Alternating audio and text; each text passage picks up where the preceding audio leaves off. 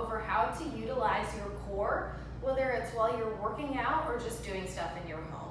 Now, your core being the central part of your body is really important to know how to use so that when you're doing things such in your daily life, such as just moving and picking up boxes, you know how to use it properly so that you don't end up getting lower back pain or maybe hurting something in your lower back. Avoiding such injuries can be really simple just by knowing how to use your core properly, whether again when you're working out and lifting weights or when you're just in your home. Go over just how to use it and then some exercises that you can do to practice these movements. So what you want to think about when using your core is think about tucking your pelvis in and bringing your belly button back to your spine. Now what this is going to feel like is as something we're going to hit you in the stomach, what you would do is you would flex, right? So you're going to flex that stomach, bring that belly button in and tuck your pelvis, and that way your core is nice and tight. So when you go to pick something up, your lower back is protected because you're keeping this here tight. You can just practice this when you're sitting at home, just say at your desk or standing, cooking dinner, you can practice this movement. But there's a couple of movements that you can do to practice the movement of tucking your pelvis in. So one of my favorite ones is the exercise where we do a bridge, which a lot of you may be familiar with.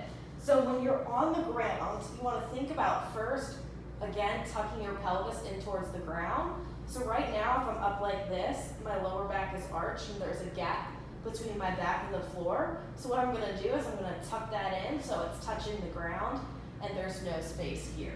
And from there, you can practice the bridge itself by lifting your hips up towards the ground, or you can just practice that movement where you tuck your pelvis in and keep it. Another one where we're going to do the same movement is doing a wall sit. So when you're on the wall, you can think about just, again, tucking your pelvis in nice and tight so that your back is flat against the wall versus your stomach sticking out and arched.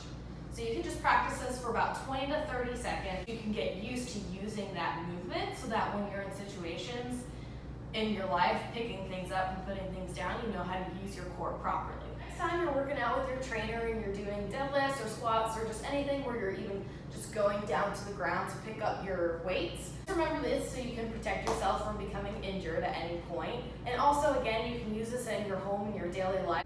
I do this all the time as well just to make sure I stay safe and healthy.